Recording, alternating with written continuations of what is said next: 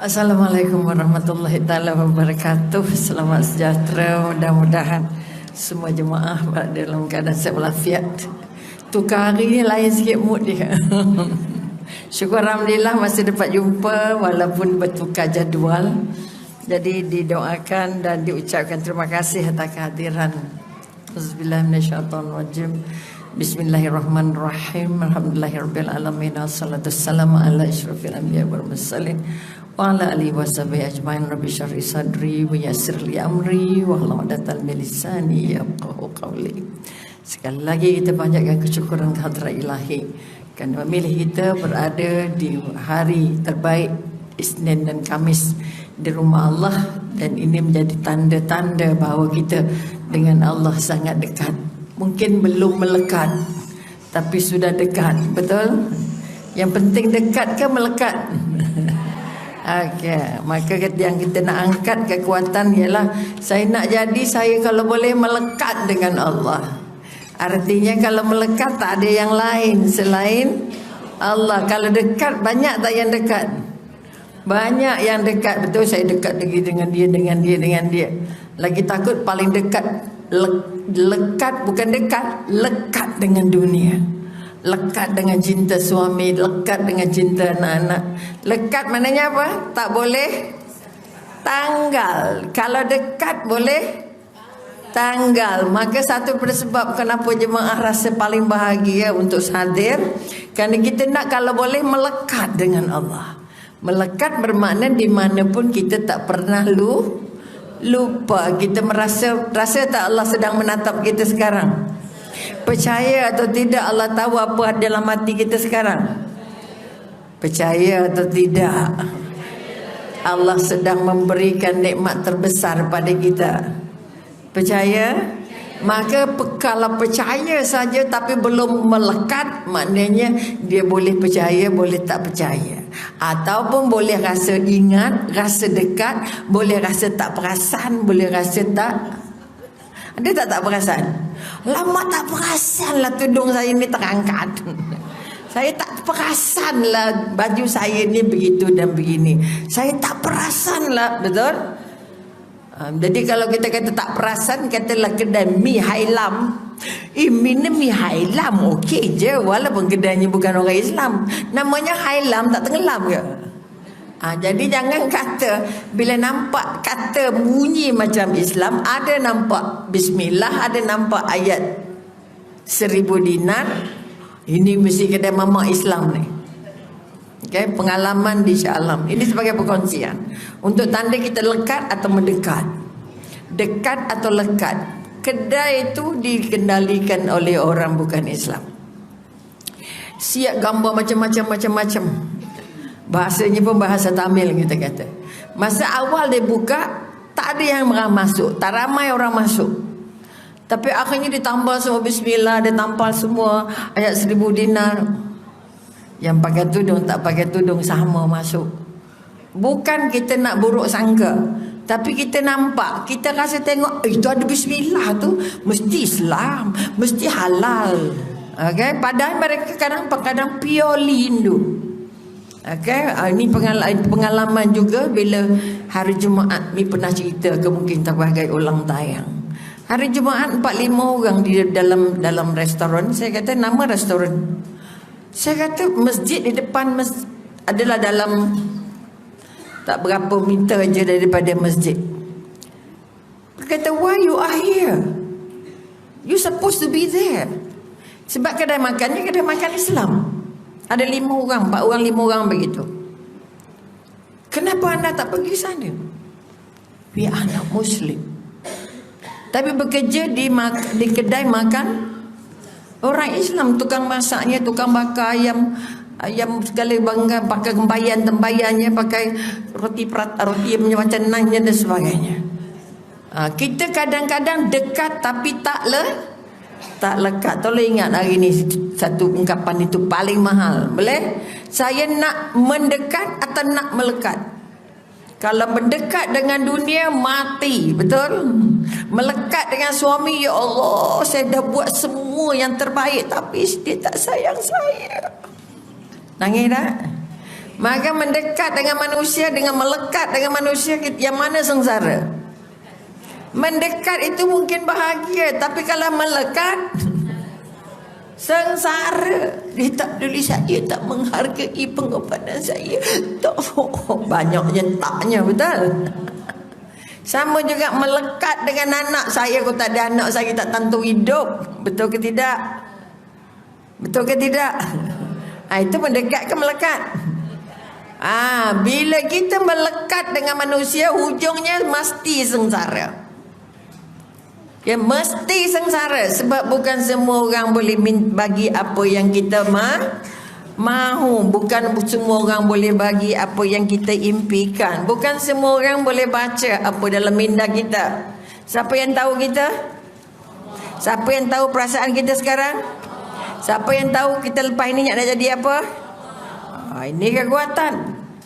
Jadi itu yang kita kata mendekat atau melekat. Jadi orang yang melekat dengan Allah sentiasa tanya, kedai ni macam mana, baju ni macam mana, rumah ni macam mana, makan ni macam mana, datangnya dari mana. Banyak bertanya sebab yang lekat pada kita hanyalah Allah. Kenapa kita bertanya?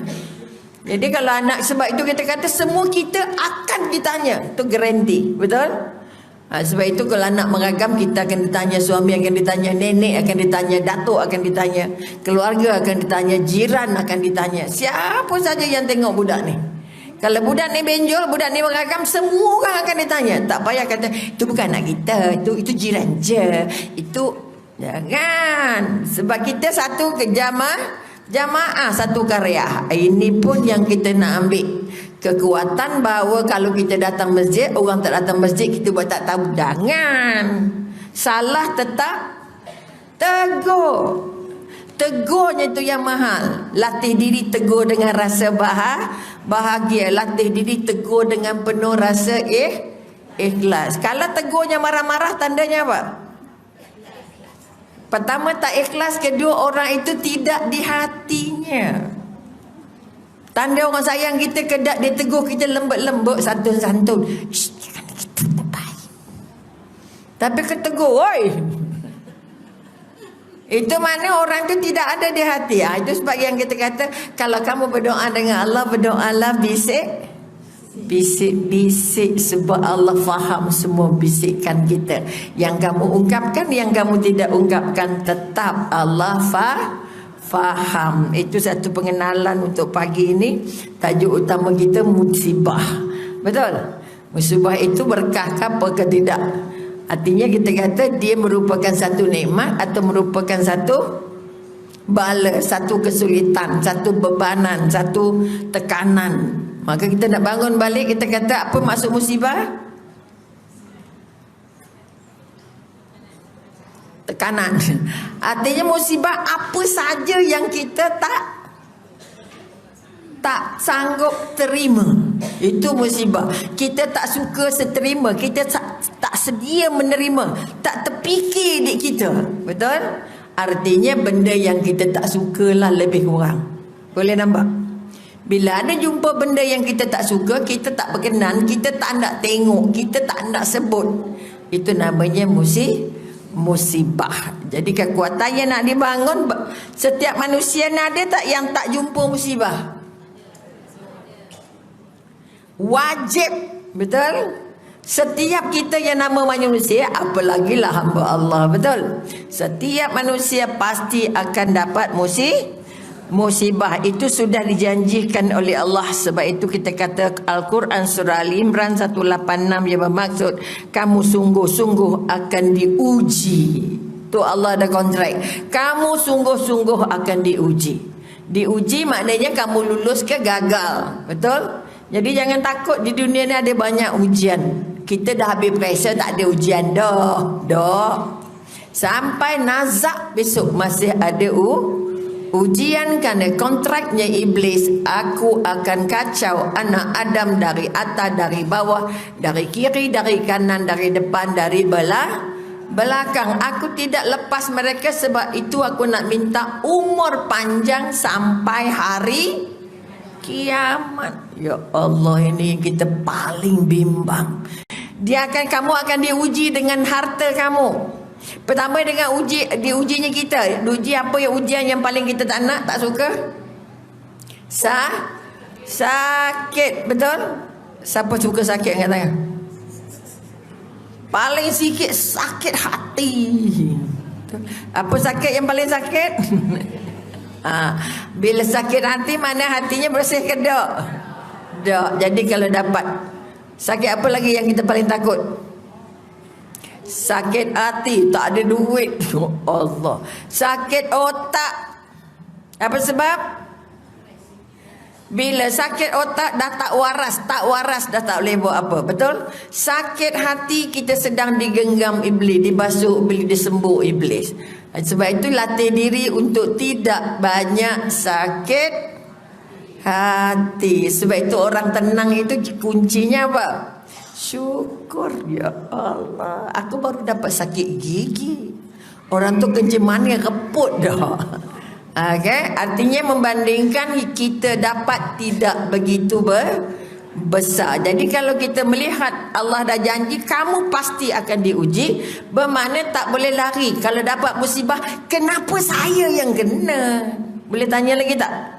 Tak boleh kena. Harta saya, kenapa rumah saya yang kena masuk pencuri? Okay? Kenapa saya yang kena ragut? Kenapa baik saya? Kenapa kereta saya kena langgar? Kenapa anak saya begitu begini dan sebagainya? Betul? Maka semalam satu WhatsApp keluar yang kami kongsikan. Orang tu tinggalkan rumah. Okay, baca ayat apa? Hanya ayat 9 surah Yasin. Pencuri masuk lumpuh dalam rumah dia. Ini kalau yakin, seyakin-yakinnya. Okay, Yasin. Apa dia ayat 9? Waja'na min baini aidihim saddaw. Tolong apa, walaupun nak tinggal ke rumah pergi pasar je, bacalah. Mudah-mudahan Allah bantu kita, lindung kita. Kamu akan diuji anak kamu akan diuji semua yang kamu ada lah. Apa yang kamu sayang paling banyak, kata-kata harta. Ujiannya apa? Sedekah. Ujiannya apa? Zakat. Ujiannya apa? Fisabilillah. Jadi maknanya ujian-ujian yang Allah bagi itu melalui peraturan-peraturan dari Allah. Siapa yang ada harta tapi berat untuk sedekah, berat untuk buat fisabilillah, berat untuk bayar zakat, bermakna dia sedang diuji dengan hartanya. Dan harta itu tidak akan membuat dia bahagia. Kerana Allah kata kamu bukan dapat untuk simpan, tapi dapat untuk memberi. Jadi kalau kita kata dapat untuk memberi, maka kita tidak boleh berhenti dari memberi. Okey. Kemudian kita ambil kita ujian itu juga adalah sunnah kauniyah. Ini Allah pesan surah kauniyah, maknanya apa? Semua orang mesti akan diuji. Itu kita kata. Kalau kita tengok surah Imran 186 bermaksud kamu benar-benar akan diuji pada harta dan diri kamu. Jadi kalau kita yakin sungguh-sungguh dengan ini perintah Allah, ini penyataan Allah, mana senang ke susah hati dapat ujian. Kalau anak kita nak masuk ujian senang hati, agak-agak bagus tak jawapannya? Kita baca Yasin, tahlil, saya hajat, noneh.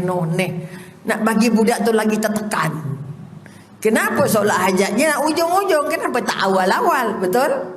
Kenapa Yasinnya masih ujung-ujung, tak ada awal-awal? Ataupun sepanjang, betul tak? Jadi kita juga sudah membuat anak kita keliru. Okeynya nak jumpa Allah ni tunggu nazak-nazak baru jumpa. Tunggu perisa baru ada Yasin, baru ada solat hajat.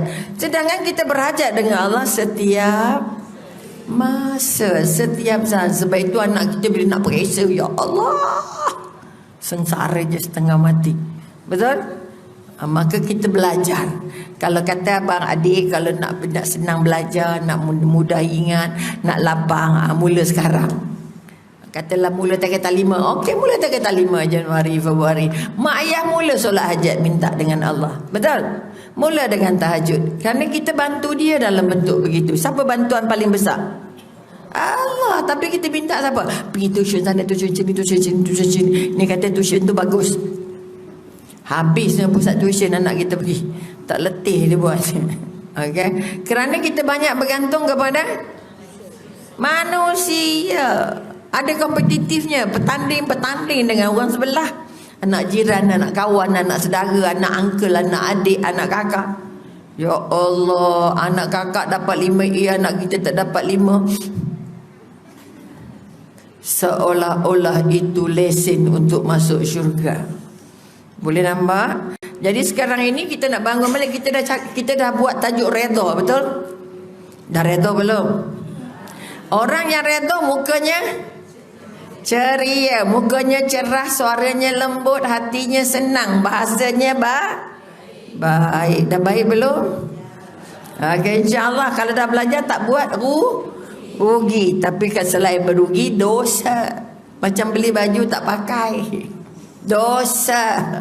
Sebab pakaian yang dibeli berzikir untuk kita. Apalagi kalau orang bagi, orang tu bagi dia nak dapat pahala, tapi kita tak pakai. Macam itulah juga ilmu. Datang kuliah tiap-tiap minggu, tapi tak pakai. Kita belajar je, nak dengar je. Apa sebab datang kuliah? Nak dengar. Bagaimana dengar kuliah? Kena betul, kena baharui balik. Kalau sekadar dengar, habis telinga ketepung tak tahu.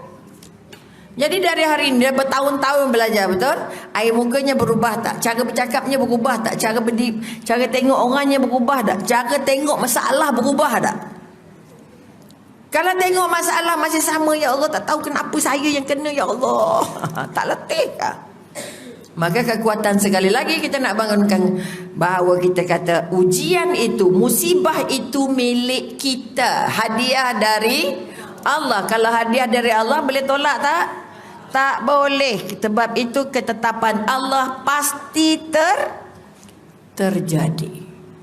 Jadi kalau lari lepas ini, dari hari ini sampai mati, walaupun nazak, tetap syukur, tetap zikir. Orang bersyukur banyaknya zikir. Orang bersyukur banyaknya terima kasih. Orang bersyukur banyak menyebutnya Allah. Syukur, alhamdulillah saya dijemput pergi umrah oleh Allah. Ya Allah, tahu nasib baik, ya Allah, saya, ya Allah, walaupun taklah banyak, taklah warak sangat, tapi dapat tetap tahu berumrah. Itu riak ke syukur? Apa tanda antara riak dengan syukur? Kalau syukur dia banyak menyebut nama Allah, banyak terima kasihnya ke Allah. Kalau riak banyak sebut pasal diri sendiri. Sebab itu kalau bercerita, hati-hati. Kita banyak syukurnya dengan Allah atau syukurnya dengan manusia? Banyak bercakap tentang saya atau bercakap tentang pencipta? Sebab itu kalau dapat makanan, syukur, alhamdulillah, ya Allah, kau bagi aku rezeki hari ini. Terima kasihlah datang bagi kuih. Inilah kuih hidaman saya, ya Rabbi. Awak tahu tak kawan saya macam tahu saya suka dengan ini. Itu syukur ke riak? Riak. Ingat dua je. Kalau kamu bercakap itu kerana Allah, sebutnya Allah, tidak nyebut diri kamu, maka itu syukur. Tapi kalau kita kata macam syukur, tapi ceritanya diri saya, syukur alhamdulillah, saya belajar dulu dengan mak saya buat kuih ni, sampai sekarang, ya Allah, nasib baik. Jadi sayanya banyak, maka itu adalah riak. Ini kekuatan. Saya dulu kena juga musibah, tapi itulah Allah punya kuasa. Cara cakapnya apa? Kita boleh beza dengan jelas. Okay? Syukur saya dulu diuji begini ya Allah. Lepas itu begini. Tapi ya Allah, syukurlah masa itu saya masih muda, jadi mampulah melalui ujian-ujian ini. Betul? Sebutnya banyaknya ke Allah, bukan ke kita. Kita mesti ada ini, kita jadi izin saya dapat ini, saya belajar ini, saya tahu ini, saya pandai ini. Jadi saya dapat melalui ujiannya dengan penuh tenang, konon tak maunya. Ingat dua, sebut diri ke sebut Allah? Allah, itu tanda syukur. Kalau sebut diri, riak hukumnya kong kali kong, apa pun tak dapat. Betul? Kenapa Allah bagi? Tadi kita kata kenapa ada musibah, kenapa ada ujian? Kerana itu mahunya Allah. Sebab itu kadang-kadang kita kata datangnya ujian itu untuk menguji keimanan kita. Nak uji tebal ke nipis, nak uji kuat ke tidak. Okey? Sebab itu Nabi kata apa? Apabila ditanya oleh sahabat Sa'ad bin Abu Waqqas, kata apa? Siapa yang paling besar ujiannya? Yang paling banyak ujiannya, musibahnya, siapa?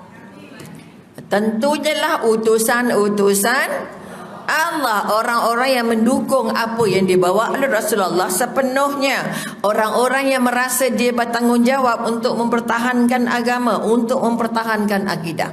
Sebab itu kekuatan-kekuatan kita, kalau kita kanyak-kanyak diuji ikut iman kita, tebal ke nipis, teguh ke lembik. Ini kekuatan. Maka anggaplah semua musibah yang datang untuk saya belajar, untuk saya menilai diri saya. Tapi ada orang yang rasa saya dah ngaji, saya dah ibadah, saya dah buat macam-macam, imannya teguh, sebab itu Allah tak uji saya. Masya Allah. Siapa yang tak pernah dapat ujian? Siapa manusia yang tak pernah dapat ujian? Firaun. Dia tak pernah sakit sikit pun. Tapi setelah mengaku saya Tuhan, Allah bagi dia ujian demi ujian.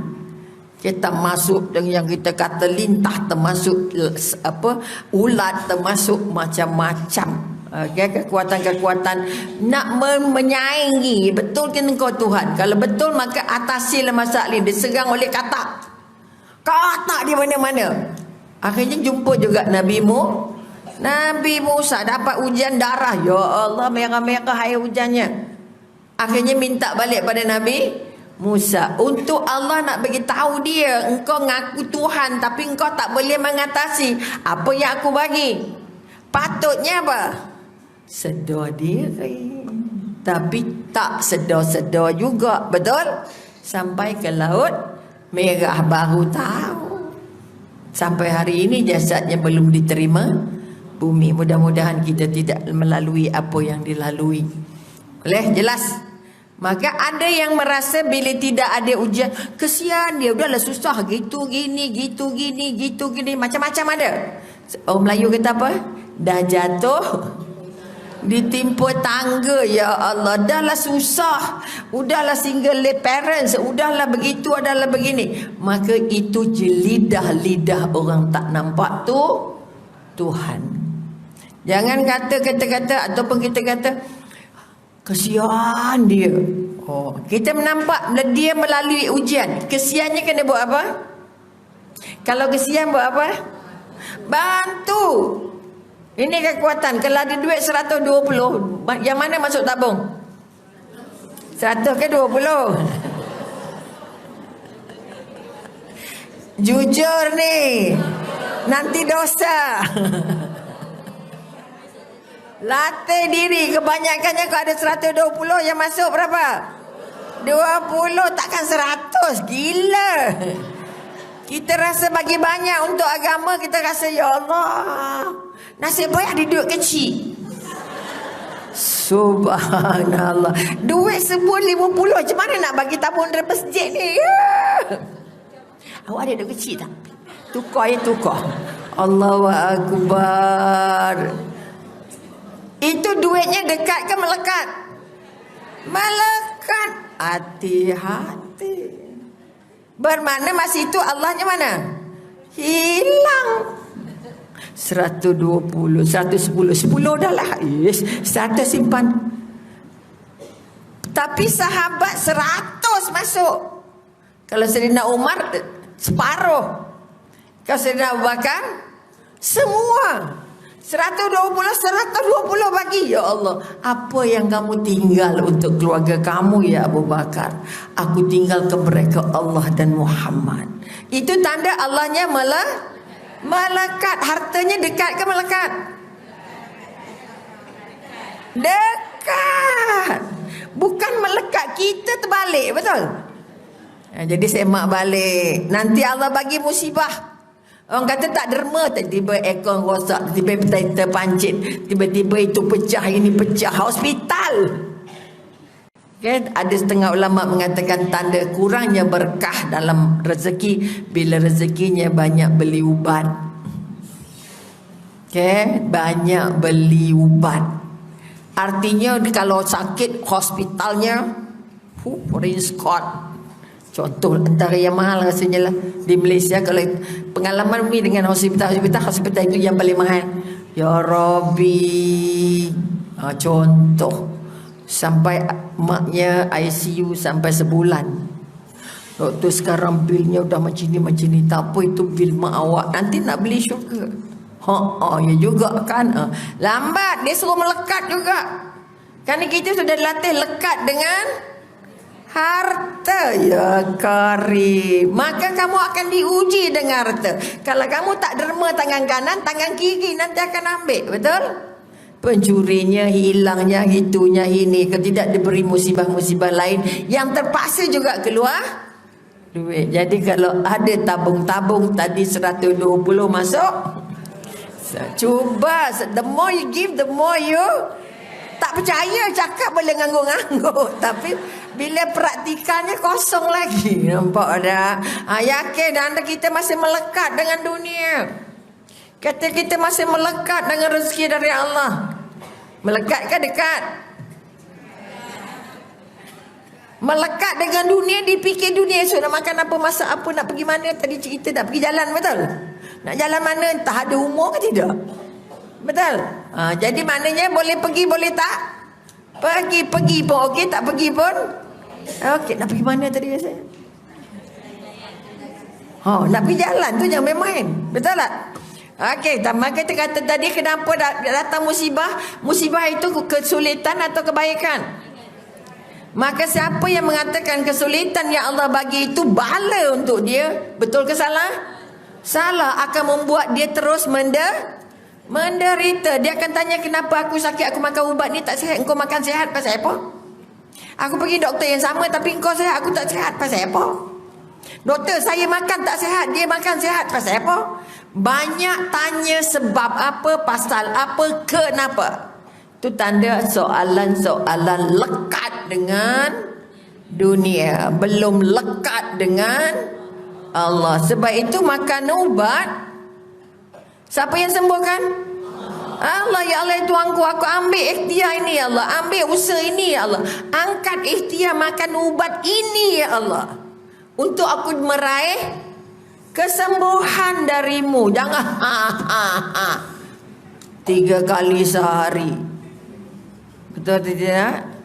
Kalau 3 kali sehari, 3 kali ya Allah, Tuanku, aku makan ubat ya Allah, tapi yang nyembuhnya engkau ya Allah.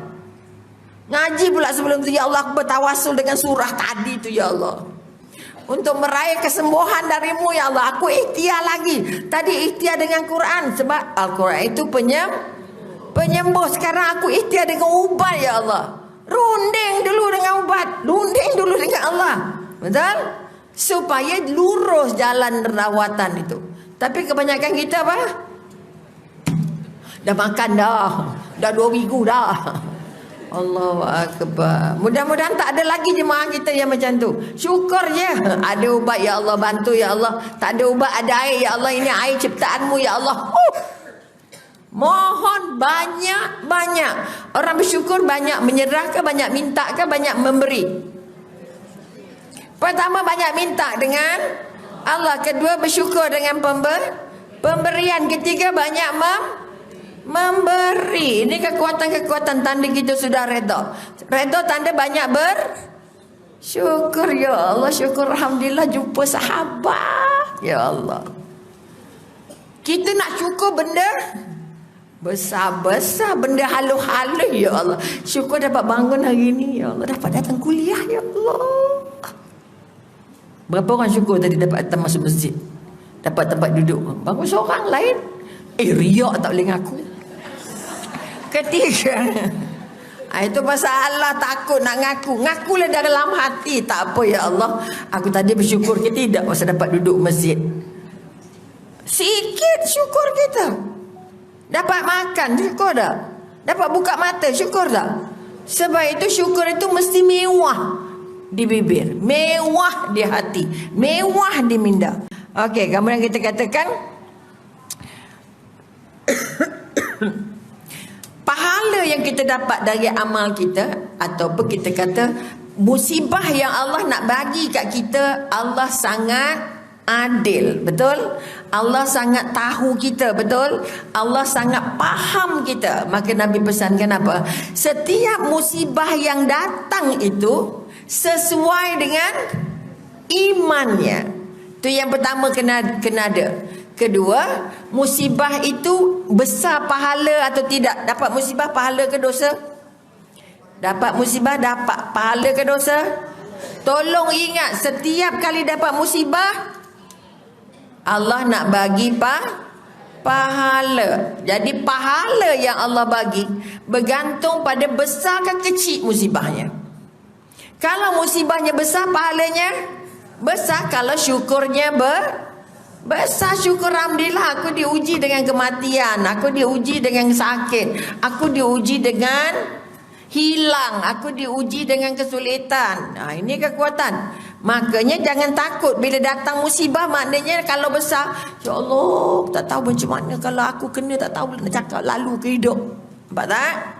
Allah bagi ikut kemampuan. Jadi kalau nak besar pahala masa menghadapi musibah, pahalanya itu mesti diikut usahanya itu mesti banyak-banyak syukur. Orang keji pun syukur, orang puji pun syukur, tak berubah. Sebab pujian tu juga, ujian bukan hanya, musibah bukan hanya yang bentuk penderitaan, tapi juga bentuk kemewahan, kesenangan, betul? Jadi ada orang dikatakan, yang kita maksudkan, ada apa sampai membaca-baca tu. Bagi je lah, nak bagi-bagi. Okey, bagi ke nak bagi tak nak bagi dah. Tak payah. Ni baru belajar ni, dah masuk kelas dah ni. To give and not to give, not don't care. Bila orang tolak tabung tu mestilah ada orang nak bagi, betul ke tak? Bukan baksa. Ampun tu. Ni Allah tunjuk depan mata ni. Nampak tak? Kalau bagi tu jadi bala, tak payah bagi. Ambillah masa bagi daripada bala, susah. Tak cukup duit tambang nak balik naik bas, tak ada, macam mana? Betul ke tidak? Okey, jadi maknanya kalau masih ada tambang, ada duit nak beli biskut, okeylah tu. Lebihnya bagilah, betul. Ni siapa punya jemputan apa, pasal apa? Tadi dah pakai tabung, lah ni tabung lagi, baru banyak tabung. Betul ke tak? Ini Allah tahu ke tidak? Allah nampak ke tidak? Yakin tak kita melekat dengan Allah? Mulutnya yakin, perbuatan belum yakin. Tolong angkat ni, dah kuliah dah. Kalau Raha ni jadi saksi, ya Allah, tak berapa banyak dah yesnya. Betul tak? Aku tahu, aku nampak dia datang, dia pegang aku, dia pakai aku, tapi amalannya masih tak nampak. Ya kan? Tadi saya dah bagi, tadi ini apa pula? Saja nak tahu je doktor, derma apa. Taklah salah, betul? Tapi sampai Allahu Akbar. Okay, tak apa, kita tegur depan-depan. Okay, supaya dia tak terulang sampai bila-bila. Kalau ada orang ulur tak payah tanya, ini untuk apa? Tadi untuk apa? Berapa banyak derma nak bagi? Artinya lekat ke tak lekat dengan harta? Melekat. Takut nak tanggal. Sekarang ini dekat je dengan harta, tidak melekat. Okey, mudah-mudahan ingat. Ingat, buat je tak ingat. Okey. Kalau ingat maknanya apa? Terpakai. Ingat tu dalam perbuatan. Macam masak, saya tahulah macam mana masak lodeh. Tak pernah buat, tak tahulah potong tahu je macam mana. Dulu tahu besar ke tahu lembut ke? Apa? Tahu saja belum cukup. Kalau belum jadi amalan. Pertama tahu, kedua faham, ketiga buat, keempat jadi hobi, kelima jadi habit, keenam baru jadi karakter. Bukan belajar turun telan turun jadi, tak mau bos. Okay, pertama sekarang kita tahu. Kedua kita faham. Tahu satu, faham satu. Betul? Ketiga ingat satu. Keempat baru nak try. Tadi tu belum try lagi. Okay? Baru nak try. Kemudian baru jadi habit. Kebiasaan saya bagi derma. Biasa je baru. Belum jadi karakter. Karakter dia tak payah tengok tulisan apa atas kotak. Tala je. Itu karakter. Kalau tidak dia baru jadi habit. Biasanya saya bagi, hari ini pula saya tak bagi. Pasal apa? Itu baru jadi habit, kebiasaan. Biasanya saya bagi, biasanya saya tahajud. Malam tadi pula tak boleh bangun. Loh, ada tak orang kata gitu? Ada. Biasanya Isnin Khamis saya puasa, hari inilah pula tak puasa. Loh, bukan salah dia, belum jadi karakter. Baru jadi habit. Habit boleh buat, boleh tak? Boleh tak buat. Kebiasaan. Okay? Tapi kita nak angkat dia jadi karakter. Jadi karakter makna siapa hulur bagi walaupun 10 sen. Kita tak tanya dah. Tidak tapi okay, mudah-mudah ingat weh. Ingat, melekatnya bukan dengan dunia, melekatnya bukan dengan harta, melekatnya bukan dengan anak-anak. Karena siapa yang melekat dengan manusia, hujungnya kecewa. Jangan main saya dekat dengan datin tu jangan main. Kenal datinnya bermain. Nampak tak? Tapi belum dekat dulu, jangan melekat. Melekat kita sengsara. Sampai hati dia bagi ke orang lain, tak bagi kita. Kita kasih kita rapat dengan dia, tapi dia tak bagi, tak jemput kita loh. Sebab itu jangan istihar dengan hati kita, dengan perasaan kita. Saya melekat dengan dia, saya lah sahabat karibnya. Sah ke tidak? Kita yang karib dengan siapa je? Dengan Allah, dengan malaikat sahaja, dengan Rasulullah sahaja yang paling karibnya. Itu pun karakter Rasulullahnya belum masuk dalam hati, belum jadi karakter. Betul? Berapa orang dah berhenti bohong kat tangan? Oh, riak pula dah. Siapa yang sudah tidak berbohong lagi sepanjang dah ikut kuliah? Ada ke tak ada? Ada. Itulah masalah negaranya. Belum jadi karakter. Jadi ilmunya terkapung, tak lekat. Okay. Kalau pakai tudung nak yang kemah, supaya melekat, nampak cantik, betul? Tapi kalau belajar tak melekat, hilang hiasan hilang. Cece. Boleh nampak? Maka tolong bagi melekat. Melekat dengan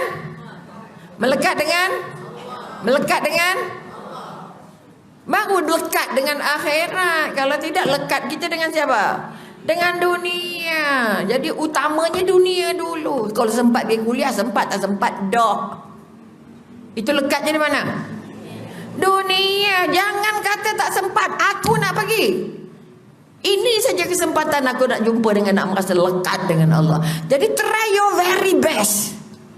Boleh nampak, bukan sebab siapa-siapa, bukan sebab penceramah ABC. Tak, siapa saja ada majlis ilmu. Aku nak latih diri supaya aku ada bukti dengan Allah, aku lekat dengan Allah, bukan saja dekat dengan Allah. Boleh nampak? Mudah-mudahan. Doktornya ulang banyak kali, tu je. Yang ulang lagi tak lekat macam mana? Okay? Jangan lekat perut je perasan. Ya kan? Ada tak istilah lekat perut? Ada. Betul ke tidak? Maka kita kata tadi apa? Agak-agak kenapa Allah bagi? Agaknya kita nak bagi musibah. Pertama nak uji iman tadi, tebalkan ni nipis. Yang pertama kita nak tahu bahawa semua orang akan dapat musibah yang di dalamnya mengandungi hikmah-hikmah dari Allah. Mesti ingat, bila dapat apa-apa musibah, ya Allah, itu aku tahu ada hikmah yang tersimpan. Kalau kita tengok pengalaman Umi masa tsunami di Aceh, okay? Hancur habis jadi bumi, okay? Tapi 4 tahun kemudian pergi ke Aceh, sudah jadi bandar raya yang sangat indah. Boleh nampak? Kerana derma datang serentak. Sumbangan dari luar datangnya serentak, dia dapat duit selonggok besar, boleh rancang bandar secara lebih terancang dan baik. Pergi ke hotel, no more night club, no more singing. Boleh nampak? Yang ada karaoke keluarga, kawan pun tak boleh, sahabat pun tak boleh. Nak happy birthday, nak buat karaoke tak boleh. Bermakna musibah itu menghadiahkan apa? Kebaikan. Ya Allah, ada orang sakit, ya Allah, saya sebelum sakit dulu buat semua kaki semua, syukur Allah bagi sakit, ya Allah, baru sedar. Betul? Ada orang jadi paling baik setelah sakit. Betul? Maka kekuatan kita nak bangun balik, kita nak bagi tahu tidak ada musibah yang tak ada hikmah. Tak ada. Bila Allah bagi mesti hadiahnya apa?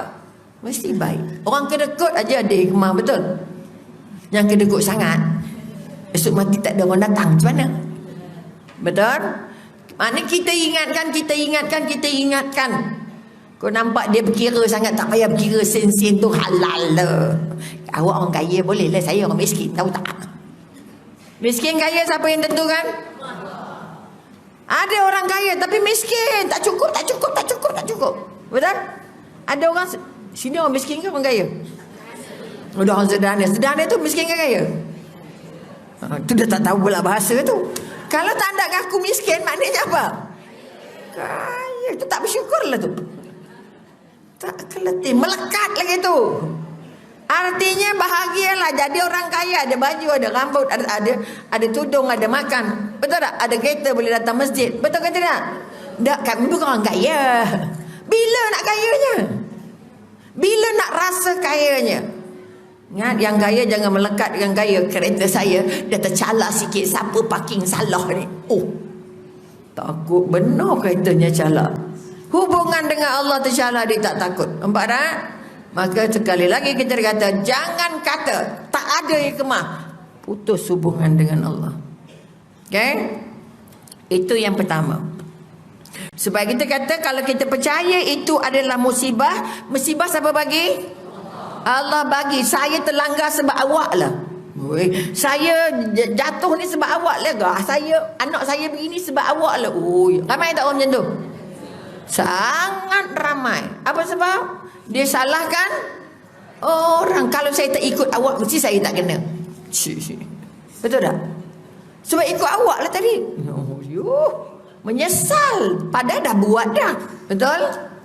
Maka kekuatan yang nak dibangun, jangan ada lagi bila berlaku musibah kaitannya dengan manusia. Perceraian. Sebab siapa? Siapa yang menyebabkan perceraian? Dia lah. Nampak tak? Mesti Allah bagi, terus buka balik. Sebab itu perceraian ada berapa? 3. Talak 1. Okey, meragam.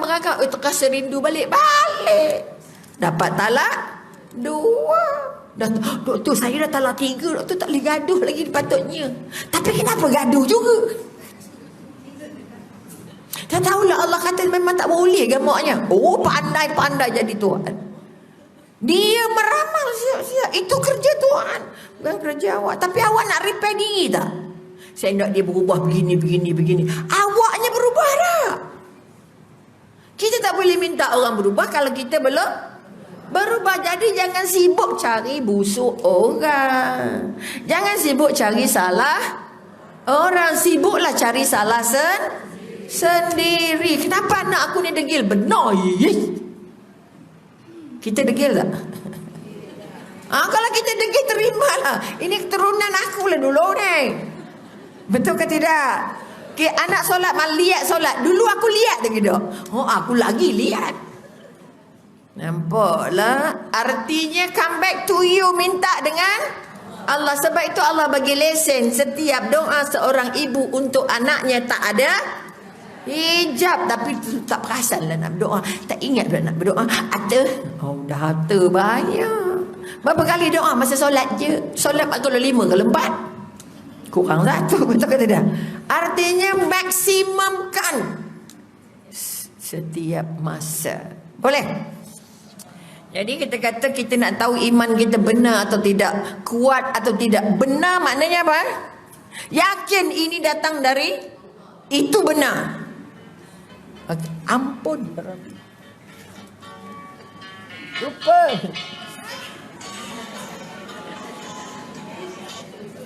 Halo Rati. Halo. Saya tengah ada kuliah yang. Okay. Ampun, lupa weh. Mana dia tutupnya? Mati aja lah yang. Wih, tak mau pula matinya.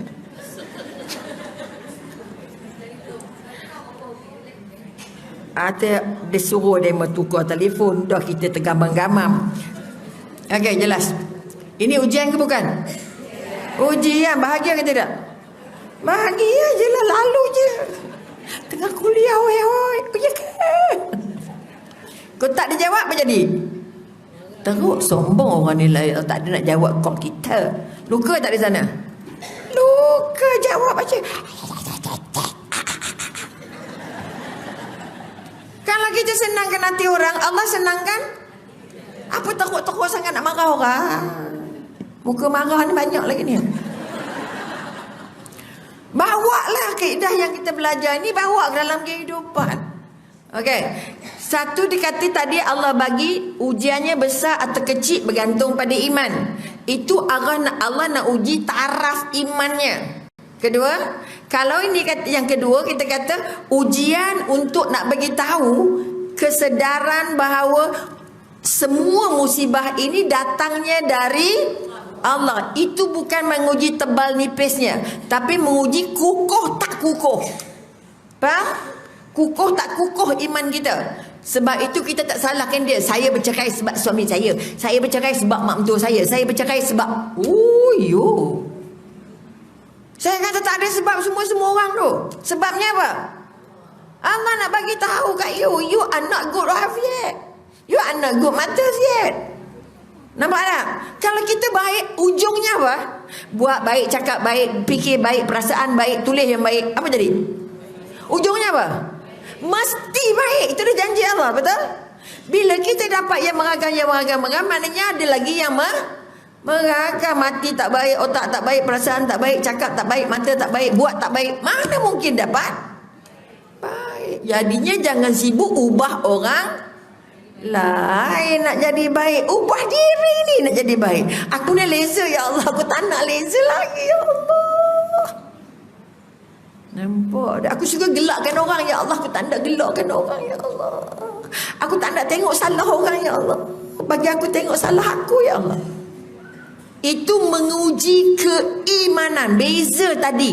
Tadi nak uji tebal ke nipis. Sekarang nak uji kental ke tak kental. Kamu percaya tidak yang kamu dapat ini hadiah dari Allah ataupun hadiah kerana orang lain. Sebab itu manusia hanya jadi penyebab yang bagi Allah. Ada yang tak payah sebab. Jatuh tangga tak payah sebab. Tak ada sebab orang lain, betul? Ya Allah. Maka kekuatan yang ketiga kenapa ada musibah? Kerana Allah nak tahu kamu ni betul-betul yakin atau tidak ini datangnya dari aku, atau kamu masih percaya ini datang dari buatan orang tu, buatan orang itu, hantar orang ni, hantar orang itu. Banyak tak lagi kes begitu? Doktor saya dia hantar, orang ni hantar tak berhenti, dah ubat dah itu hantar balik. Ya Rabbi, penatnya bercakap. Solat tak solat. Tapi keyakinannya dengan Allah masih rongak-rongak. Boleh nampak? Sebab itu Allah timpul-timpulkan macam-macam.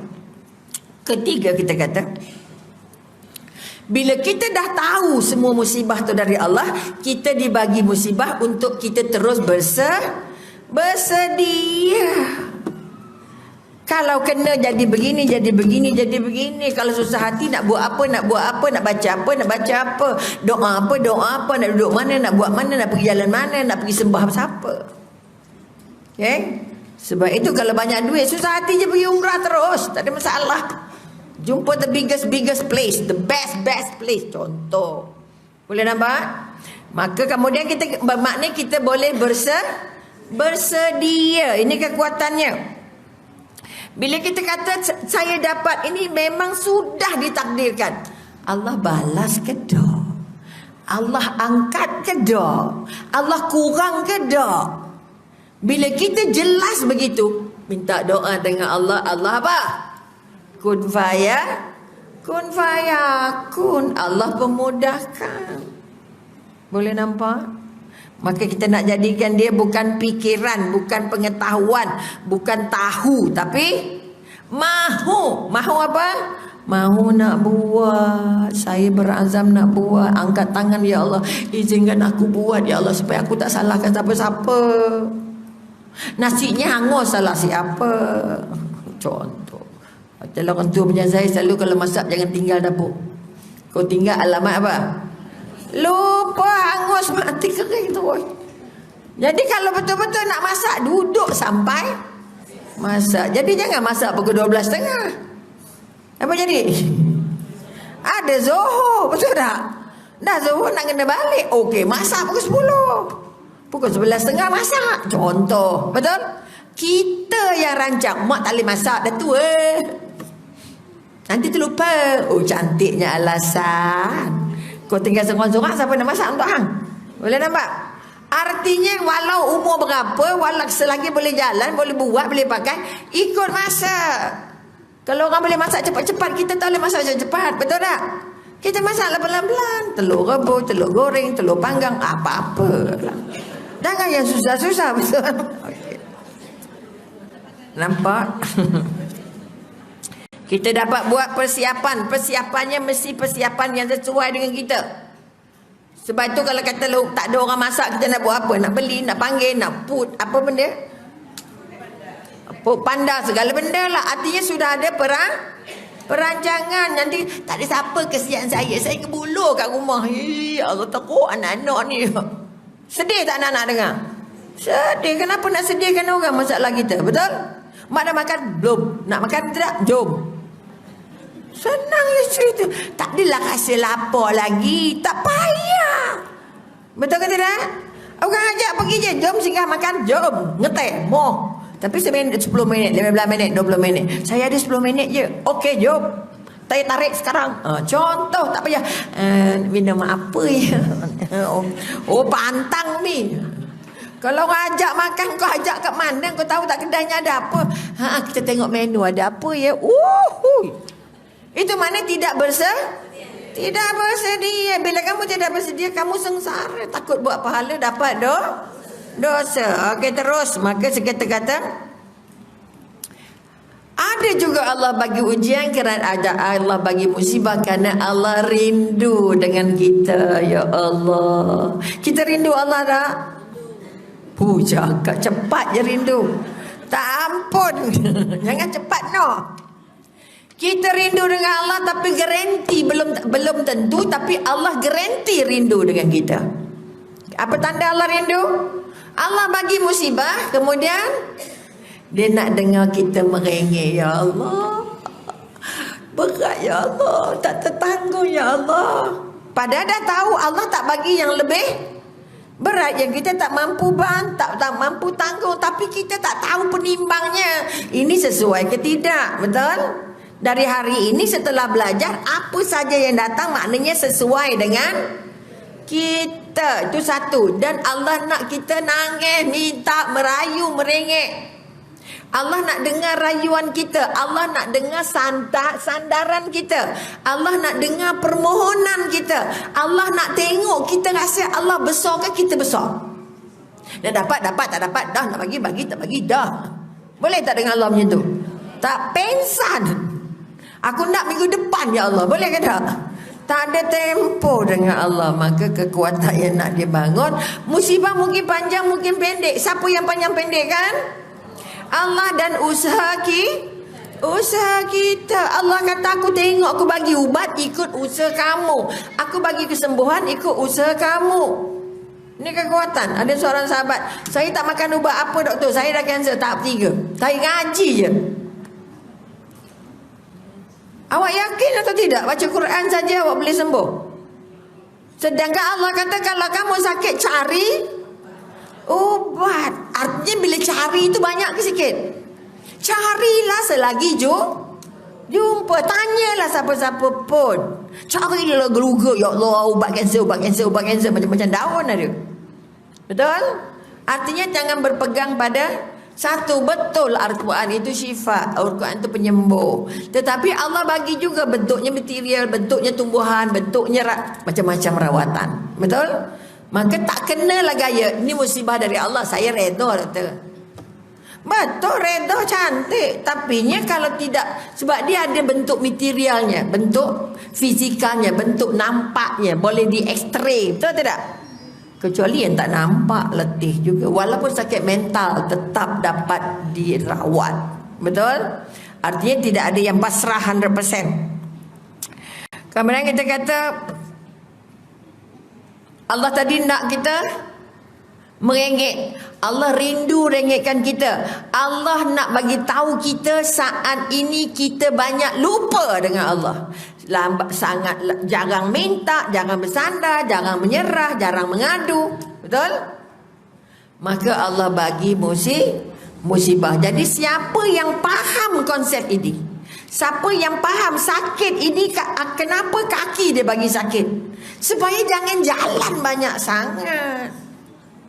Tapi tak apa, kita dah bungkus elok dah, dah bubur bandage, dah bubur, tak apa, boleh jalan. Balik apa jadi? Wow, tak boleh tidur. Kalau Allah bagi mulutnya sakit, maknanya Allah kata apa? Jangan cakap banyak, zikir aja. Sakit mata, tak payah tengok TV lagi, mata sebelah. Astagfirullah. Artinya setiap yang Allah bagi itu untuk kita baiki diri kita. Yang sakit tangan je, kaki tak, jalan je lah. Allah. Boleh ke berjalan pakai kaki, tangan tak payah? Nak makan pakai apa? Contoh, nak pegang pakai apa? Contohnya. Artinya sekali lagi, Allah pertama, Allah rindu kita. Kedua, Allah nak ingatkan kita yang kita dah lama lupa Allah. Sehat lama, dah lupa dengan Allah. InsyaAllah kita sehat. Kita makan ini, makan ini, makan ini. Betul ke tidak tu? Makan tu usaha ikhtiar, betul? Tapi bukan penentu. Ingat dua benda beza. Saya makan jamu ni, Ratu Melaya, Ratu Inland, Ratu mana macam-macam. Mahal nak ambak, mampu je. Mereka kan bila ubat-ubat yang katanya ada macam-macam ni, tapi mahal ya Rabbi. Namanya jamu Melaya. Nama tradisional gila, betul? Tapi harga ya Rabbi, contoh. Jadi maknanya makanlah apa majun ratu ke apa ke benda apa, balik penyembuhnya siapa? Allah. Macam mana awak jaga badan nampak sihat je? Saya makan jamu A, B, C, D. Ya Allah, ratu jamu segala ratu makan.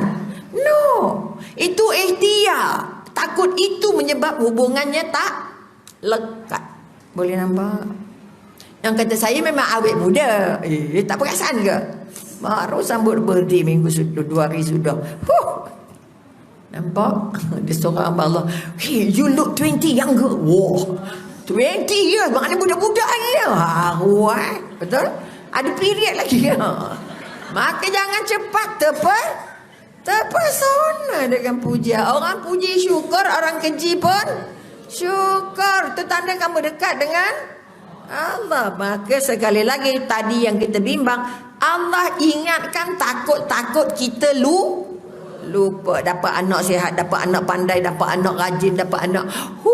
Ya Allah, anak saya lah segala-galanya. Lidah syirik. Hidup saya ni anak saya lah segala-galanya.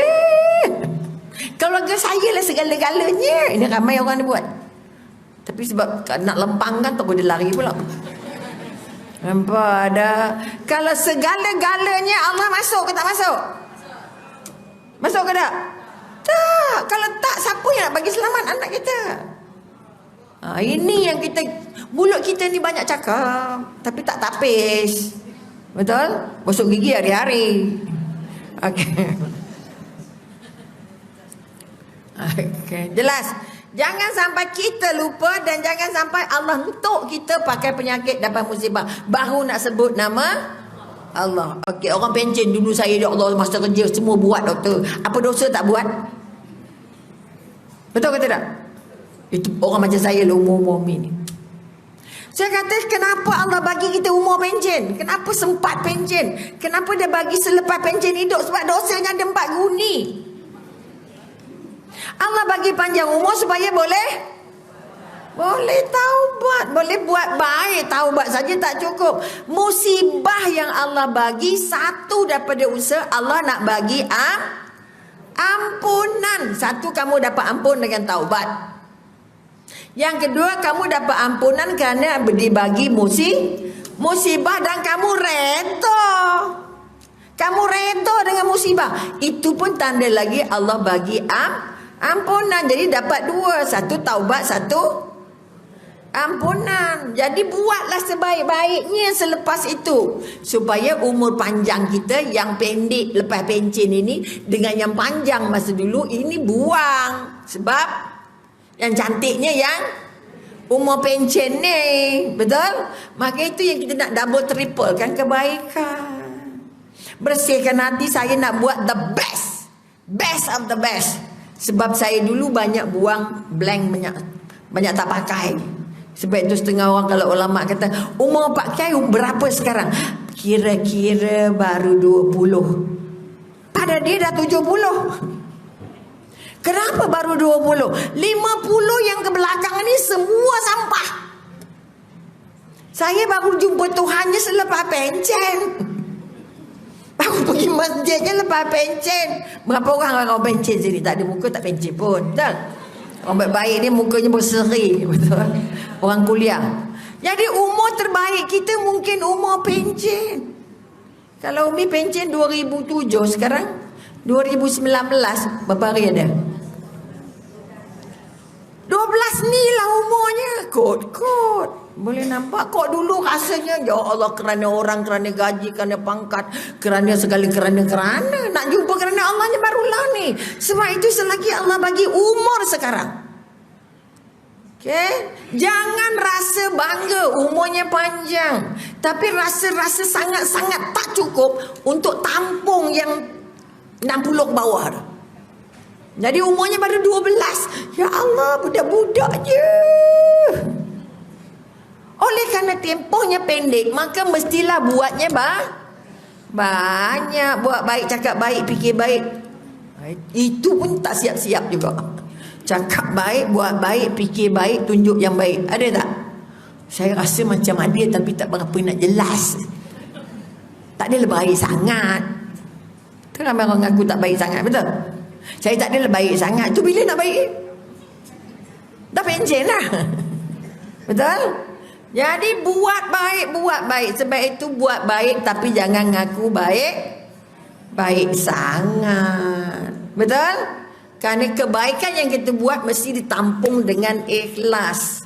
Kalau ikhlas tak ada, balik sampah. Ikhlas. Ini kekuatan. Boleh nampak Allah terima atau tidak ibadah kita. Pertama, buat banyak dah ni.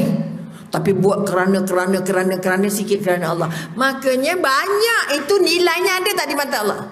Tak ada. Maka setelah beribadah, setelah buat baik, ya Allah terima, ya Allah kebaikan, ya Allah terima kehadiran aku masjid tadi, ya Allah terima dalam majlis ilmu tadi, ya Allah terima sedekah aku, ya Allah terima tadi aku bantu orang, ya Allah. Artinya kita kena minta dengan Allah supaya Allah terima. Kalau buat tak minta, Allah terima ke tak? Tak tahu.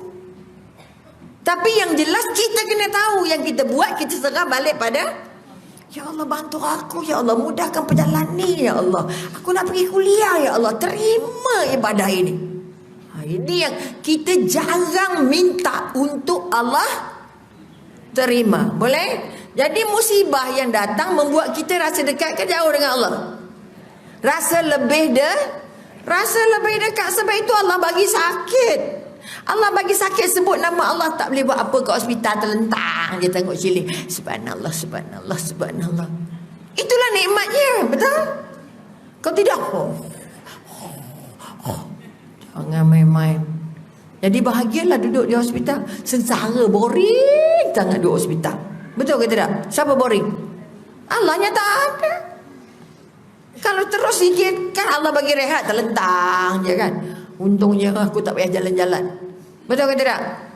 Maka kita tidak melihat ke sebelah sini, melihatnya ke sebelah negatif. Letak ke sebelah positif. Demam, ya Allah, syukur alhamdulillah aku demam, ya Allah. Ingat Firaun tak demam-demam. Aku nak jadi hamba-Mu, ya, jadi demam dapat pahala, ya Allah. Jangan demam. Semalam demam sebab apa? Ya kena hujan, lepas tu makan minyak kelapa, lepas tu minum air sejuk agaknya lah, ya Allah. Oh Allah, merancang sebabnya. Akhirnya musibah tu lagi lebih berat sebab kita tak serahkan balik. Datangnya dari imannya hancur. Itu masalah besar kita. Bila kita tak percaya itu, imannya tergugur, penat dah solat ni. Betul? Okey, kemudian seterusnya kita kata orang yang diberi ujian ialah orang yang nak dilatih supaya terus sabar. Sabar apa? Apa makna sabar? Entahlah. Siapa sabar angkat tangan? Kan dah tak angkat aku. Oh, takut riak. Ya Allah. Sabar kita tak tahu ke tahu? Tahu, ngakulah masalahnya, bukan hukum gantung. Takut riak tu, sayalah orang paling sabar. Nampak tak? Tapi kalau ditanya, siapa nak masuk syurga? Angkat pula, tak takut riak ke? Dosa 4 lori teringat nak masuk syurga. Tak malu ke? Itu tak malu pula. Nak endorse dalam diri kita ni, dalam otak kita ni, dalam fikiran kita ni, ya Allah, aku nak jadi baik, ya Allah. Mengakulah, mudah-mudahan dengan akuan ini kita dapat jadi contoh kepada orang lain. Dulu dia angkat tangan baik, tapi mulutnya umpat juga. Udah takut lagi. Kemarin awak kata awak nak jadi baik, tak salah cerita orang lagi. Ya Allah, ampun. Baru ada gustan, tarik-tarik gustannya, betul? Ketidak terus je. Siapa tahu? Mana orang tahu orang baik? Aku kan baik sangat. Ngakunya aku bukan baik sangat. Itu masalah besarnya, betul? Maka sekali lagi, sabar bermakna kita merasa bahawa nikmat dapat nikmat dengan nikmat dapat musibah sama. Nikmat dapat sakit dengan nikmat dapat duit sama. Boleh ke tak boleh? Ini bordernya lah. Kalau dia kata border ataupun penanda lah kita kata. Aku ni sabar ke tidak? Nikmat. Ya Allah, orang tegur nikmat, orang tak tegur pun nikmat. Orang puji pun nikmat, orang tak tegur, orang tak puji pun okay, no problem. Kita bukan hidup sebab pujian dia. Tapi penghargaan, ya Allah, dia tak cakap terima kasih pun. Ada tak orang minta terima kasih? Jangan tunggu terima kasih orang. Jangan minta terima kasih orang. Orang nak terima kasih, terima kasih. Tak nak dah. Minta air sikit. Nah. Ya Allah, terus balik je dia. Tak cakap terima kasih pun. Ya Karim. Tak kebodoh namanya. Dah bagi tapi kita minta orang terima kasih. Ya Allah, orang ambil sampah. Nanti ada air tak? Kita pun bagi botol nenek-nenek. Pom. Dah pergi dah. Anak nampak, tak terima kasih pun tak payah. Kalau kita minta apa jadi? Lagi kali tak payah bagi, mak. Loh. Apa sebab dia pun tak cakap terima kasih? Ku semangat. Ada disebabkan itu kita tak bagi lagi. Nampak tak? Sama juga orang tak tegur kita, tak kuasa negur. Dulu dia tak tegur aku, lanya aku pula buat dia. Apa dia rasa? Pun letih juga. Itu pun musibah juga. Nampak tak? Kita nampak okey je, tapi ujungnya sakit ke tidak? Sakit. Sebab itu nak bercakap soal hati ni. Ya Rabbi. Boleh nampak? Maka kita katakan, jadi ujian kesabaran bermakna kita tak minta penghargaan. Bukan minta dipuji, bukan minta disebut, bukan minta dihargai, bukan minta dibalas, bukan minta disanjung. Boleh nampak? Bukan mengharapkan pujian, mengharapkan santunan, mengharapkan penghargaan. Meng tak ada. Boleh nampak? Semua. Boleh? Boleh nampak? Boleh jelas? Saya bagi tip-tip gitu untuk kita cepat ingat. InsyaAllah dia tak cakap apa pun tak payah. Dicakap atau tak dicakap, dipuji atau tak dipuji, not my business, that your business. Sungguh tak sopan. Mak dia tak ajar dulu, tu masalahnya. Udah nambah pula dosa. Kemudian dia pula salah. Betul tak? Jangan sebut mak-mak. Faham? Oh, tak ada orang marah lagi. Gaduh tak ujungnya. Nak terima kasih je. Hang ni tak tahu terima kasih ke? Tahu, lupa. Salah tak dia? Kita salah tuduh dia. Dia, nampak tak? Jadi akhirnya nak buat pahala dosa, pahala dosa, pahala. Campur tolak. Dapat campur sikit, dah tolak balik, campur sikit. Tu yang tak berubah-ubah tu, muka serupa je. Maka sabar kita ada diuji, kita kata.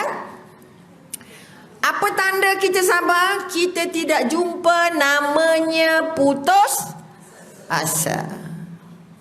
Nabi dikeji, dimaki, dihamun, dia bagi tai unta, dia bagi segala benda. Tapi tidak akan berhenti. Kalau bulan letak di kaki kanan, matahari di tangan kiri, aku tidak berhenti wahai ayahanda. Ni kekuatan. Maka orang sabar tidak jumpa namanya putus asa. Tak payah pergi dengan dia lagi, tak payah pergi rumah dia lagi. Air pun tak keluar. Loh. Tempat dia pergi rumah orang, dia minta air orang. Buat apa? Pergi melawat orang sakit je lah.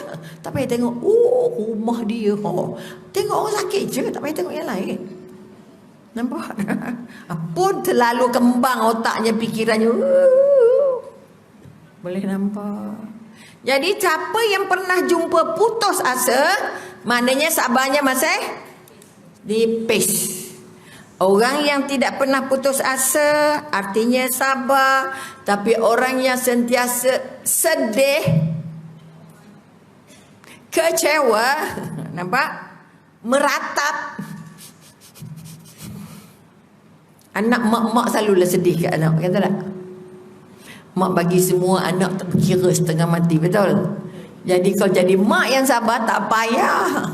Nak bawa makanan boleh, tak bawa boleh. Nak balik boleh, tak balik boleh. Bila nak balik ni, bila nak tengok mak ni, ya Allah. Artinya kita apa? Paksa dia balik. Dia faham mak buat apa, sahabat sihat. Itu bungkang. Buat apa baliknya? Ramai anak balik tak sembang dengan mak dah. Okay? Sebab itu selagi anak masih mau mingle dengan kita, mau ikut kita, mau makan dengan kita, mau berjalan dengan kita, that's it. Sampai masanya nanti dia tak tengok kita dah. Masih anak jemput, pergi. Masih anak nak bawa, pergi. Sebab akan ada masanya anak tak ingat kita sampai hati dia. Pergi makan kedai Arab tak bawa mok. Kedai Arab je. Nasi Arab je lah. Dah makan bergurun-gurun dah. Tapi mak kecil hati tak? Lantak lah. Kau nak makan Arab, kambing, segala benda. Nampak tak? Jadi orang yang sabar tidak jumpa namanya sedih. Tidak jumpa namanya putus. Boleh yakin tak ni? Boleh buat ke tak? Senyum je. Boleh. Okey. Maka yang lulus sabarnya, yang bahagia terima apa saja hujung yang Allah bagi, redha je. Boleh nampak orang makan tak ajak kita, apa rasa? Ya Allah, tak bagi apa sikit pun. Lupa. Sebab itu latih dari kecil. Kalau tak latih, esok maknya nangis siang-siang. Sebab itu dia katakan, ada banyak surah Al-Baqarah, pernah ada surah, beberapa surah ada. Jadi orang yang lulus ujian ialah orang yang benar, orang yang sabar ialah orang yang jumpa namanya redha. Ingat lagi redha maknanya apa? Terima semua. Jangan pilih-pilih, ini terima, ini tak terima, jangan. Okey. Dan kita memang akan diuji kekurangan, kesakitan, tadi kita dah sebut tu. Kemudian kita kata musibah juga, tadi kita kata mengukuhkan, meneguhkan akidah. Tadi iman. Apa beza iman dengan akidah? Entahlah. Sama je, betul? Iman tu besarnya, akidah tu sempangnya, yang kecilnya, betul? Boleh? Keyakinan. Iman tu prinsip yang kita nak pakai. Akidah tu dalam. Boleh nampak? Jelas? Entah tak jelas dan tak koma lah. Okay? Apa yang Allah nak sebut musibah begini? Ada orang kena musibah tapi akidahnya tergugah. Dia masih orang Islam, dia masih beriman, dia masih bismillah, dia masih solat, dia masih baca Quran. Tapi bila berusaha mengatasi musibah, dia pergi ke tempat yang terlepas dari Allah. Ada kata tak? Ini ikhtiar je doktor. Dia terlupa Allah tengok ikhtiar dia. Ikhtiar dia pakai Allah atau tak pakai Allah. Ikhtiar dia pergi jumpa orang yang faham Allah atau pergi jumpa orang yang tak faham Allah. Akhirnya jumpa nak ayam kuning, ayam merah, segala benda. Macam bercerita kemarin lah, saya nak sirih 120 lay. Ya Karim. Contoh, nak ayam kuning, nak gitu, nak. Saya kata kalau minta apa-apa maknanya syirik, tak payah pergi. Tak pasal-pasal hancur ibadah kita selama hari ni. Tapi orang tu datang ke rumah ni, bagi tahu dia saya nak melancong. Tinggal balik je rumah mak mentua. Saya ada hai sikit ke kampung, balik nanti saya bagi tahu bila boleh datang. Betul ke tidak? Bila kita nak berubat, dia minta macam-macam, makna dekat tak dengan Allah? Tak. Dia bergantung pada jin-jin yang dia ada. Benda-benda tu jin-jin yang minta. Ini yang kita kata akidah. Ada orang masa sihatnya usyuk. Tapi bila diuji dengan musibah, pindah jumpa bomoh sana, jumpa itu, jumpa ini. Itu yang kita katakan akidah. Keyakinannya berpecah. Antara kuasa Allah ada je kuasa selain Allah. Itu yang kita paling takut. Runtuh akidah yang sudah dibina. Akhirnya terjun kepada syirik. Ini yang kita kalau boleh jangan. Okay? Jadi kenapa Allah bagi musibah? Kerana Allah sayang kita. Kalau berubatlah cara yang diluluskan oleh agama, yang diluluskan oleh Allah. Jadi kalau kita tidak dapat musibah, kita tak tahu kita ni dekat ke jauh dengan Allah. Cara berubat kita bertepat ke tak tepat, betul ke tak betul. Betul? Maka Allah nak jaga akidah kita, nak uji akidah kita, sama ada akidah kita itu masih tepat walaupun dapat musibah, ataupun bila dapat musibahnya goyang. Boleh nampak? Sebab itu jangan takut dengan musibah. Lebih takut kalau tak dapat musibah. Okey. Dan yang seterusnya, lama sikit lagi. Okey. Musibah merupakan anugerah. Ingat anugerah? Siapa dapat anugerah? Pernah dapat anugerah cemerlang. Betul? Masa apa perasaan? Berapa hari gembiranya dapat anugerah? Saja je. Berapa hari? Macam mana? Oh, musibah. Anugerah. Semua musibah itu anugerah dan pahala. Ingat, ini yang Allah janji, yang ulama senaraikan. Okey. Sekerana ujian-ujian Allah itu akan dilipat gandakan pada orang yang sabar. Ini bermakna sekali-kali yang orang yang sabar itu maknanya apa? Orang yang jumpa ikhlas, jumpa ada sabar tapi belum ikhlas. Saya tak nangis kalau ada orang tak nangis, kalau tak ada orang nangis. Saya sabar belum ikhlas, belum redha. Sebab itu nak dapat redha makan apa? Pertama mesti jumpa namanya sabar. Lepas sabar tu ikhlas. Ketiga baru redha. Ini kekuatan yang nak dibangun. Bukan redha buta-buta tak mau. Itu yang kata awak tak redha kan nak awak dijemput. Itulah mulutnya redha tapi hatinya belum.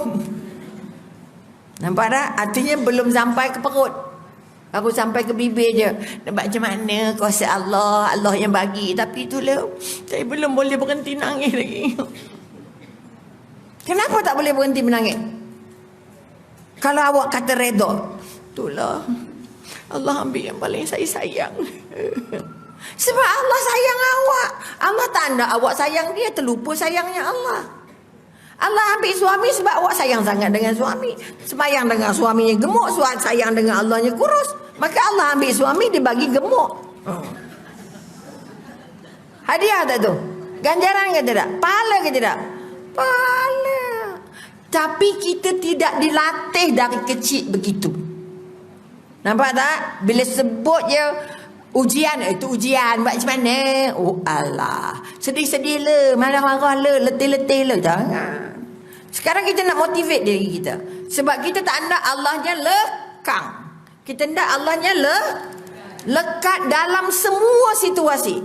Bukan masa dapat nikmat saja.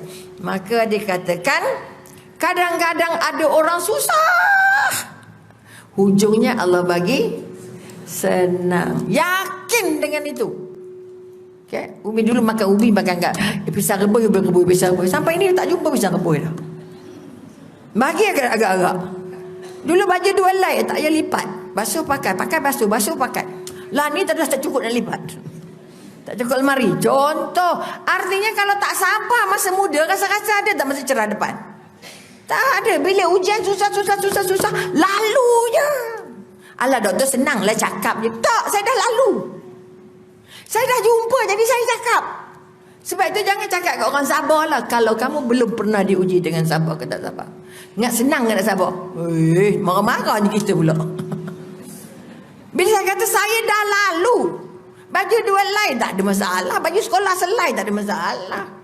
Tak ada buku tak ada masalah. Tak ada ayah tak ada masalah. Anak yatim tak ada masalah. Yang buat kita masalah apa? Tak terima. Kalau terima nasi dengan garam sedap tak? Dulu garamnya bukan garam halus weh. Besar-besar penumpuk garamnya. Bekas garam mesti besar. Sebab nak celuh tangan dalam. Yang lekat kat tangan tu baru gaulkan nasi. Tidak mati terus. Betul tak? Mana ada garam halus-halus tu tak ada. Semua kedabak-kedabak semua. Contoh. Kalau tak pernah makan nasi dengan garam, pernah bayang tak macam mana? Macam mana nikmatnya makan nasi dengan garam? Tuan-tuan perempuan tak pernah bayang kan? Tak boleh bayangkan. Sebab tak pernah lalu. Oh pernah. Sama geng lah kita. Jadi kalau bagi ayam goreng, ayam panggang, okey je. Garam boleh makan. Doktor boleh makan tak gulai ni? Jangan ada kata tak boleh makan. Sebab itu rezeki. Kita dah jumpa garam dulu. Betul tidak? Satu lagi minyak goreng ikan. Ambil nasi panas. Jadi basi biryani. Jadi bila orang kata nasi biryani, nasi hujan panas, aku dah jumpa dulu dah. Nasi minyak ikan je. Betul kata tak? Artinya bila kamu dah lalu benda begitu, jangan kata benda tu tak boleh buat. Saya dah buat, saya dah lalu, saya dah yakin. Sebab itu Allah bagi baju cantik walaupun free. Nampak?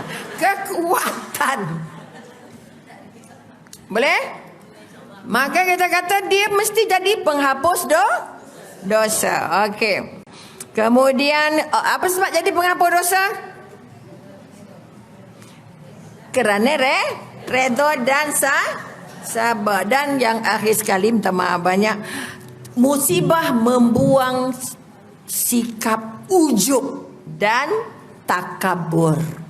Kenapa Firaun takabur? Kerana tak pernah dapat sakit, bermakna akulah yang paling kuat dalam dunia. Jadi orang yang tak dapat musibah bermakna dia rasa dia paling selamat, dia rasa dia paling baik, dia paling warak, dia paling segala-paling lah. Boleh? Jadi sebab itu Allah dari awal dah cakap tidak ada manusia yang tidak dapat musibah. Tapi kalau kita yakin itu, kalau tak dapat musibah, masalah juga. Allah lupa aku ni agaknya ni. 40 hari kamu tak dapat sesama, masalah. Bermakna hubungan dengan Allahnya apa? Syukurnya sikit. Sebab syukur dengan sekecil-kecil benda, dengan sebesar-besar benda. Buka mata, tutup mata je syukur. Boleh nampak? Dan akhir sekali kita kata musibah diberi kerana apa? Ada hambanya yang sombong, ada hambanya yang riak, ada hambanya yang ujub. Saya makan suplemen ini tak pernah demam lagi. Ada tak orang cakap macam tu? Jadi yang jualan langsung, kalau jual ubat, jual makanan, ini boleh bantu ini, ujungnya dengan izin Allah. Kalau ubat ini rasi dengan awak, kalau jus ini rasi dengan awak, dengan pertolongan Allah, awak dapat apa yang patutnya dapat. Senarainya, satu je ubatnya, tapi boleh hilang sakit ni. Kalah hospital. Betul?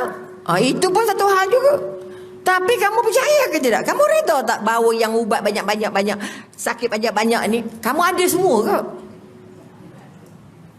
Tak ada kan? Kalau sakit pinggang, tak ada sakit lutut, sakit leher, sakit takak, macam-macam. Makanya ya Allah Tuanku, jadikan yang banyak-banyak penyakit ini. Okey? Aku ada satu je, jadikan ubat ni mujarab, mustajab. Boleh? Doanya. Sebab itu jangan telan buta-buta. Jadi dengan harapan begitu, kita hilang riak, hilang sombong, tak bawa branding ni makan dapat kurus, tak payah puasa. Dapat kurus tak payah exercise, dapat kurus. Siapa yang bagi kurus? Daging siapa? Allah yang bagi. Jangan kata makan ini 10 biji sehari kurus. Apakah hal? Nampak dah. Yakin sebab itu ayat kena betul. Sebab rezeki kena halal. Salah sebut masa menjual rezekinya subhah.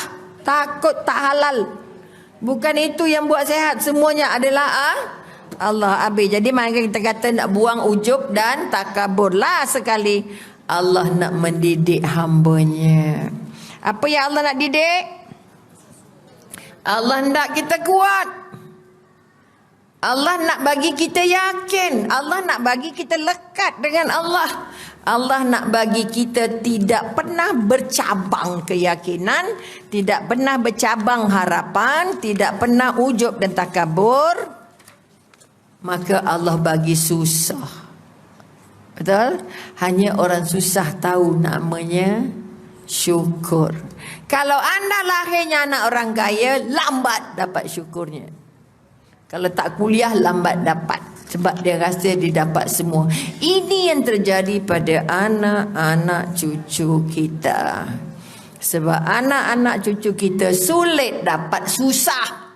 Buka mata dah senang. Bisik ke anak. Kamu dalam senang Allah akan bagi ujian.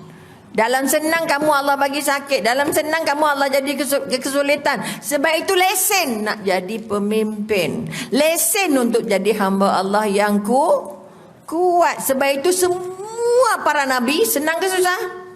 Susah. Tak ada yang senang dengan kangkung kecuali Nabi Sulaiman. Ayahnya Daud. Kaya, raja. Betul?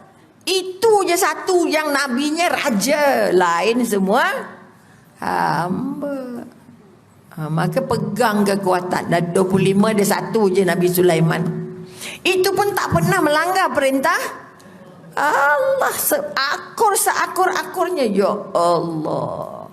Boleh buat semua. Tapi hujungnya Engkau yang maha berkuasa. Kemudian kita katakan, setelah peringatan, Allah juga nak turunkan ujian kerana peringatan, nak mengingatkan hambanya ada kehidupan, ada kematian, ada di kehidupan dunia, ada kehidupan akhirat. Ya Allah, Tuanku, kalau seberat ini dah sakit yang aku lalu, ya Allah, aku redha masa di dunia, tapi bagi aku nanti besok apa? Sehat walafiat di sana. Kalau sakitnya panjang sangat, orang stroke lambat sakit sehatnya, betul? Ya Allah, Tuanku, kalau inilah hadiah untuk aku semasa di dunia, bagi aku esok di akhirat boleh jalan, ya Allah. Boleh nampak? Artinya musibah itu mengabungkan kita ingat dunia dan ingat akhirat. Itu di antara ketetapan-ketetapan dan perjanjian-perjanjian dengan Allah, bahawa kita adalah hamba Allah yang akur semua keputusan Allah. Boleh ke tak? Lekat dengan Allah, bukan dekat tapi lekat. Jadi kalau ini yang kita angkat, insya-Allah dia akan menjadi sebahagian daripada usaha untuk kita merasa senang dan bahagia Ini ada sikit pesanan. Ini meninggal. Ya saya.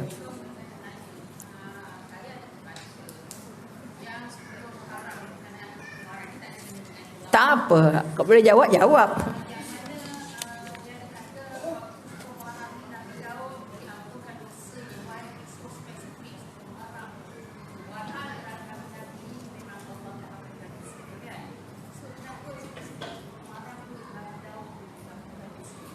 Sepuluh Muharram itu the most special day.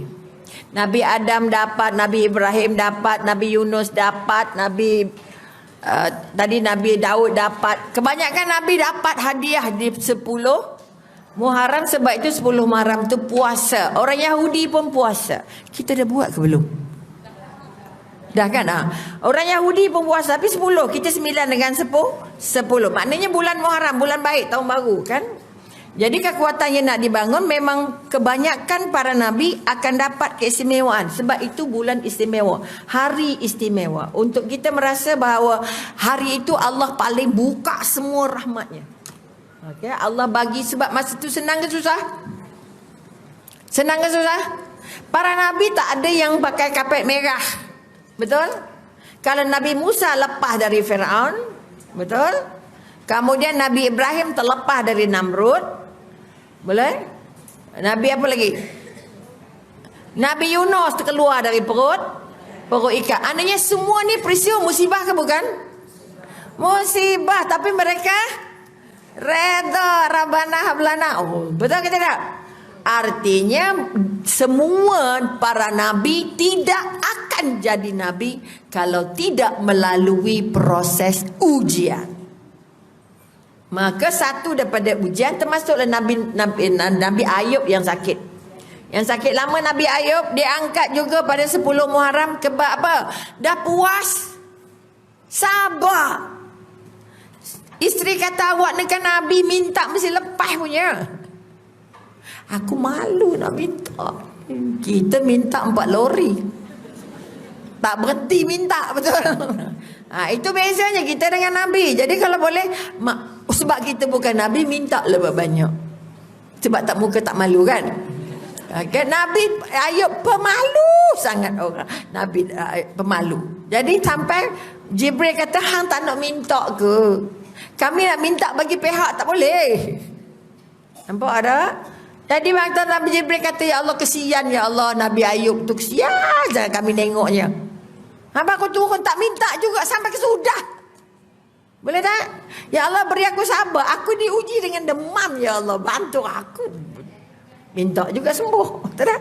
Sebab kita dilatih oleh para utusan kita supaya banyak-banyak minta. Sebab kita umat paling kecil, umat paling pendek umur, umat paling tak kuat, lembik semua.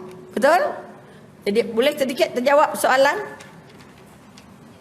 Ya, okey, insya-Allah. Sebab bulan itu bulan perkongsian segala benda-benda yang sangat hebat. Sebab itu diuji. Alamak. Dibantu, diberikan kemudahan pada bulan itu, pada hari itu. Okey, kita nak sedekahkan Al-Fatihah kepada Puan Hajah Nur Khairiah, okey, yang telah kembali ke rahmatullah semalam. Juga kepada arwah Puan Syarifah Balqis binti Said Hasan yang telah kembali ke rahmatullah awal subuh tadi. Subhanallah. Semoga Allah, okey, maka kita nak bagikan ini benda. Okey, ini doa. Ini yang minta Fatihah.